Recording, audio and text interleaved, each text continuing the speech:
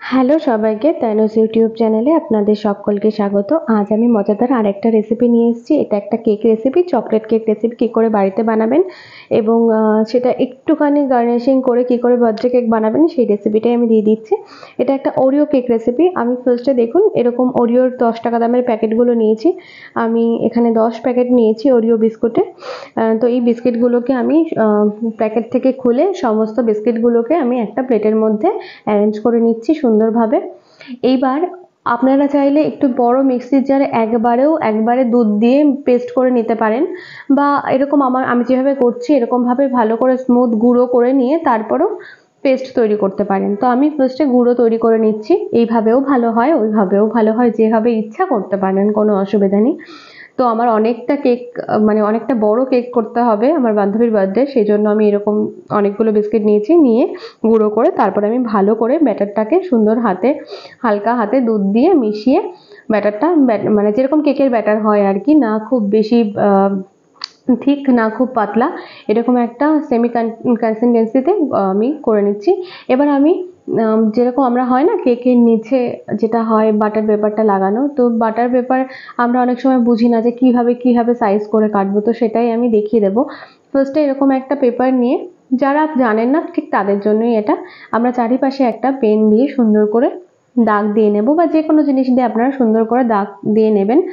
তারপরেই এটা কিন্তু কেটে নেবেন, কাঁচি দিয়ে সুন্দর করে কেটে নেবেন। আমি এই কেক টিনে বসাচ্ছি না, আমি অনেকের কেক টিন থাকে না বাড়িতে, তো তারাও যাতে বানাতে পারে তাই আমি খুব ঘরোয়া উপকরণ দিয়ে দেখিয়ে দিচ্ছি ঠিক কীভাবে বানাবেন। যদি বাটার পেপার না থাকে সেই ক্ষেত্রে আমি বলে দিই আপনারা এমনি পেপারও এইভাবে কেটে নিতে পারেন। আচ্ছা, আমি কেকটাকে প্রিপারেশন করব এই কড়াইটার মধ্যে আমি এরকম একটা স্ট্যান্ড দিয়ে দেবো এবং তার লিডটা আমি লাগিয়ে দেবো। উপর থেকে যে ঢাকনাটা দিয়ে ঢেকে দেবো সেটা আমি লাগিয়ে দেবো উপরে। এই ঢাকনাটা একটা ছিদ্র আছে দেখুন, সেটাকে আমরা বন্ধ করে দেব। কোনো ছিদ্র থাকলে হবে না। এবার এটাকে আমরা গ্যাসের উপরে বসিয়ে দেবো, এটাকে প্রিহিট হতে দেবো। প্রিহিট মানেই হচ্ছে গরম করা, আগে থেকে গরম হতে দেওয়া। এবার দেখুন আমার বাটার পেপারটা কাটা হয়ে গেছে। আপনারা চাইলে প্লেন পেপারও এভাবে কেটে নিতে পারেন, তার উপর অয়েল ব্রাশ করে নিতে পারেন। তো আমি এই বাটিটার মধ্যে বানাবো, বাটিটার মধ্যে চারিপাশে সুন্দর করে ব্রাশ করে দিচ্ছি তেল। যে কোনো তেল নিতে পারেন না আপনারা, শুধুমাত্র রিফাইন্ড অয়েলই নেবেন, বা ঘিও নিতে পারেন, বাটারও নিতে পারেন। হ্যাঁ, যে কোনো ফ্লেভারযুক্ত তেল হলে সেটা ঠিক ভালো লাগে না। তো এইভাবে সুন্দর করে আমরা চারিপাশে মানে তেল ব্রাশ করে নিয়েছি। এবার আমি পেপারটা বসিয়ে তার উপরও সুন্দর করে ব্রাশ করে নিলাম। এইবার একটা ছোট্ট টিপস, যখন আপনারা মানে কি বলবো কেকটাকে বেক করবেন ঠিক তার আগেই আমাদেরকে ইনো দিতে হবে। ইনো দিয়ে আমাদের রেস্ট করতে রাখতে দিলে চলবে না, তাহলে ইনোর কাজ করার যেই ব্যাপারটা থাকে না, যে ফরমেন্টেড হয়ে যায় না কেকের ব্যাটারটা, হালকা একটা ফ্লাফি এয়ার চলে আসে, তো সেই জিনিসটা নষ্ট হয়ে যায়। তাই জন্য আমাদের কি করতে হবে, সঙ্গে সঙ্গে ইনো দেওয়ার সঙ্গে সঙ্গে আমাদের কেকটাকে বেক করতে হবে। আচ্ছা, ইনোটা দিয়ে দেখেছি উপরে আমি সামান্য দুধ দিয়েছিলাম। ইনোটা দিয়ে অবশ্যই উপরে দুধ বা জল দিয়ে তারপরেই আপনাদের কেকের সাথে ভালো করে মিশিয়ে দিতে হবে। তো আমার ইনোটা মেশানো কমপ্লিট হয়ে গেছে। এবার সঙ্গে সঙ্গে আমি এটা কেক টিনে ঢেলে নেব সমস্তটা ব্যাটারটা। দেখুন আমি সমস্ত ব্যাটারটা এই কেকের যেই পাত্রে আমি জমাবো সেই পাত্রে ঢেলে নিচ্ছি। ঢেলে নিয়ে কী করতে হবে, যখন ঢালা হয়ে যাবে একটু ট্যাপ ট্যাপ করতে হবে এরকম হাত দিয়ে, বেশ 4-5 বার সুন্দর করে ট্যাপ করে নিতে হবে। তারপর আমাদের আগে থেকে গরম করা যে কড়াইটা ছিল না, আমরা গ্যাসে বসিয়ে রেখেছিলাম প্রিহিট করতে, এই যে কড়াইটা, এর মধ্যে আমরা কেকটাকে বসিয়ে দেব। হ্যাঁ, লো ফ্লেমে আমরা কেকটাকে হতে দেবো অন্তত 40 মিনিটের আগে। আমরা কিচ্ছু করবো না, ধরবো না, ছোঁবো না, একবারের জন্য বারবার করে কাচের লিড তুলে দেখবো না, এটাকে হতে দিচ্ছি। এবার কেকটা হতে হতে আমরা এদিকে কিছু প্রিপারেশন করে নিচ্ছি। এরকম চকলেট পাওয়া যায়, যেগুলো আমরা কেক ডেকোরেশনের জন্য ব্যবহার করি। আপনারা ডেয়ারি মিল্ক দিয়েও করতে পারেন, কোনো অসুবিধা নেই যদি এরকম চকলেট না পান। তো এইগুলো এরকম 4টে স্ট্যান্ডে আসে, এরকম চারটে ভাগ থাকে। আমার এরকম 3টে ভাগ লেগেছে, তো আমি ছুরি দিয়ে একটু ভালো করে এটাকে গ্রেট করে নিচ্ছি এরকমভাবে।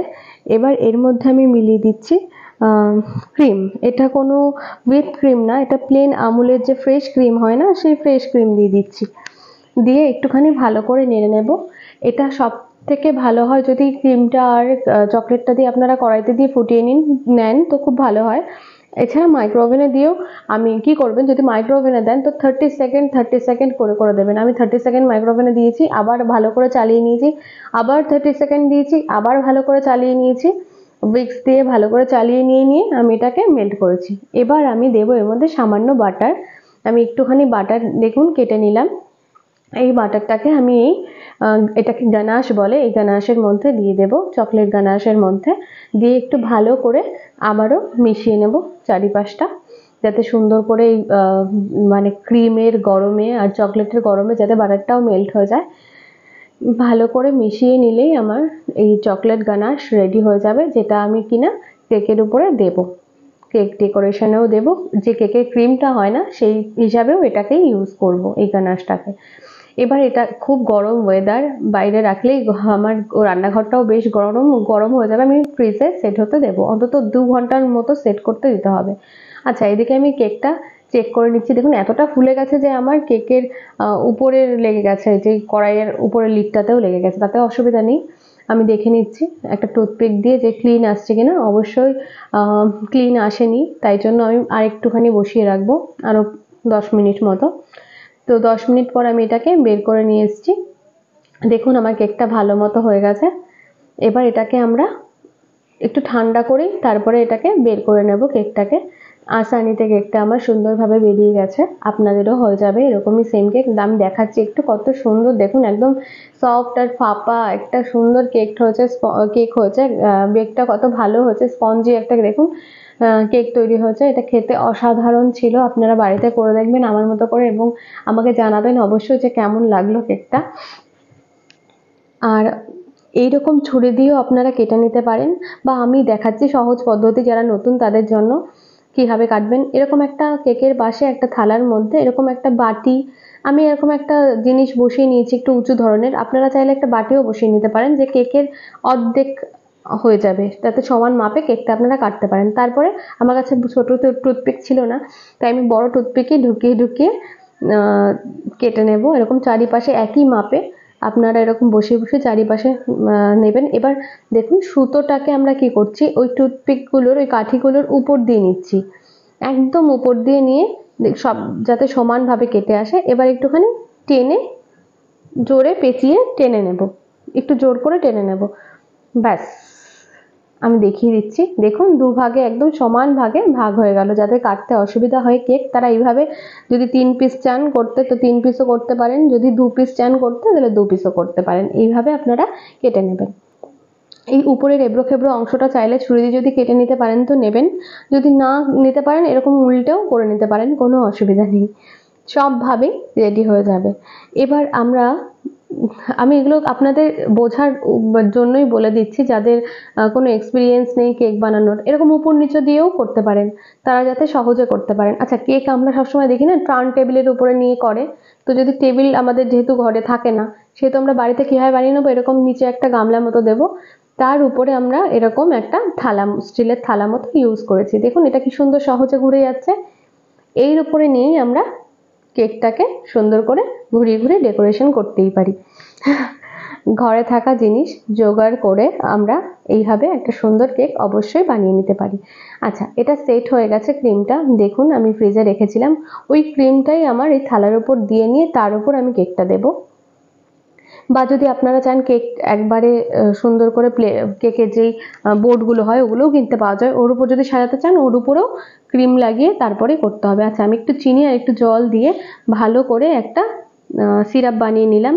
আর আমি এই যে যদি ঘরে এরকম স্কেল থাকে, সেই স্কেল দিয়ে আপনারা কেকের ক্রিমটা কেকের গায়ে লাগিয়ে দিতে পারেন। এবার আমার এটা বলবো ইলেকট্রিক বিটার ছাড়া সম্ভব না, হাত দিয়ে ঘুরিয়ে অনেক কষ্ট হয়ে যায়। যদি হাত দিয়ে ঘুরিয়ে আপনারা উইক্স করে করতে পারেন তো ভালো কথা, নাহলে একটু ইলেকট্রিক বিটার দরকার হয়, এটা আমি বলবো না। একটু ইলেকট্রিক বিটার দিয়ে ভালো মতো এটা চালিয়ে নিয়ে এটা একটু ক্রিমটাকে ফ্লাফি করে নিয়েছি। এইবার আমি দিয়ে দেবো এর উপরে, কেকটাকে নিয়ে এর উপর দিয়ে দেবো সুগার সিরাপ। হ্যাঁ, আমি থালার উপরে তো অবশ্যই বসিয়েছি, কিন্তু তার উপরে আমি নিয়ে নিয়েছি কেকের বোর্ড, তার উপর কেকটা নিয়েছি। এবার সুগার সিরাপ দিয়ে ভালো করে যে ক্রিমটা আমরা বানিয়েছিলাম সেই ক্রিমটা এই চারিপাশে এই গানাশটাকে দিয়ে দিচ্ছি, সুন্দর করে কোট করে নিচ্ছি। আপনারা চাইলে আরেকটু বেশি করে গানাশ দিতে পারেন, কিন্তু আমার বাচ্চা পছন্দ করে না, আমার বান্ধবীও খুব বেশি ক্রিম পছন্দ করে না, তাই আমি অল্পই লাগিয়েছি। এবার এর উপরে দিয়ে দেবো আমি চকলেট সিরাপ, চকলেট সিরাপ বলছি, যে চিনি সিরাপটা ছিল, সুগার সিরাপটা, সেটাই দিয়ে দেবো, যে চিনি সিরাপটা বানিয়েছিলাম। তার উপর দিয়ে দিচ্ছি আমি আবারও আমার ওই যে ক্রিমটা বানিয়ে রেখেছিলাম আমি সেটাকে। এবার চারিপাশেও একটু লাগিয়ে দিচ্ছি। আচ্ছা, এই ক্ষেত্রে আমি বলি যে চারিপাশটা একটু স্মুথ যদি করতে আপনাদের অনেকবার যারা না বানিয়েছেন কেক একটু অসুবিধা হবেই, আমারও হয়। এবার তাদের কি করবেন, একটু মোটা ধরনের কোনো বোর্ড বা প্লাস্টিক দিয়ে আপনারা এরকম চারিপাশে একটু স্ক্র্যাপারের মতো করে কেখে নেবেন ক্রিমগুলো, যাতে একটু সুন্দর করে লেগে যায়। দেখুন যথেষ্ট সুন্দর হয়েছে। আর যদি কেক বোর্ডের উপর লেগে যায় সেটা একটু কাপড় দিয়ে বা টিস্যু দিয়ে মুছে নেবেন। আচ্ছা, এবার পাইপিং ব্যাগ এরকম বাজারে কিনতে পাওয়া যায় প্লাস্টিকের, সেইগুলো আমরা কি করে কেকের ক্রিম ভরবো দেখিয়ে দিচ্ছি। এরকম একটা গ্লাসের মধ্যে আমরা নিয়ে নেব, 3 টাকা 4 টাকা করে হয়তো পিস বিক্রি হয়, এই পাইপিং ব্যাগগুলো কিনতে পাওয়া যায়, যেখানে সব কেকের সরঞ্জাম কিনতে পাওয়া যায় সেখানেই পাওয়া যায়, একটু দেখে কিনে নেবেন। আর যদি অসুবিধা হয় কোনো ব্যাপার না, প্লাস্টিকের মধ্যে ভরেও করতে পারেন। তার মধ্যে এইভাবে আমরা এই যে বাদবাকি গানাশটা ছিল সেটাকে ভরে নিচ্ছি। আচ্ছা, বলে দিই, আমার এটাকে গলতে শুরু করে দিয়েছিল, যেহেতু আমার ঘরটা ভীষণই গরম ছিল আর ওয়েদার এত গরম, তাই এটা গলতে শুরু করেছিল। একটু ঠান্ডা ওয়েদারে কেক ভালো হয়, বা যেই ঘরটায় বানাবেন সেটা যদি একটু ঠান্ডা হয় খুব ভালো হয়। তো আমি এটাকে একটুখানি ফ্রিজে রেখে দেবো, তারপরেই আমি করব বাদবাকি প্রিপারেশন। তো আমি এইভাবেই রেখে দিচ্ছি একটা গার্ডার দিয়ে আটকে। আমি দেখিয়ে দিচ্ছি নজেল যদি ভরতে হয় কিভাবে ভরবেন। এইভাবে নজেলটাকে নেবেন, আগে থেকে আমি ফুটো করিনি, এরকম ফুটো করে নেবেন, কম বেশি আপনারা একটু দেখে নেবেন। এরকমভাবে নজেলটাকে ভরে, এগুলোকে নজেল বলা হয়, যেটা দিয়ে আমরা কেকের ডেকোরেশন করি।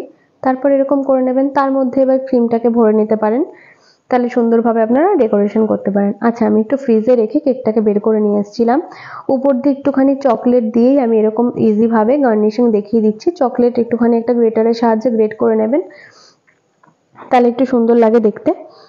আচ্ছা, এবার আমি আমার এই ক্রিমটা আমি পাইপিং ব্যাগে ভরে নেব। ভরে নিয়ে আমি সাইড করে দিচ্ছি। এই জায়গার মধ্যে এবার আমরা কেকটাকে সুন্দর করে ডেকোরেশন করব। দেখুন, একটা সুন্দর ছোট্ট কাপড় দিয়ে আমি ভালো করে মুছে নিচ্ছি, চারিপাশটা দেখিয়ে দিচ্ছি যে একটুখানি মেসি হয়ে গেলে কীভাবে আপনারা মুছে নেবেন। এবার আমরা চারিপাশটা সুন্দর করে একটা বর্ডার দিয়ে নিচ্ছি। আপনাদের যদি বাড়িতে বানান, যদি এত কিছু না থাকে দরকার নেই, শুধুমাত্র এরকমভাবে কেকে ক্রিম লাগিয়ে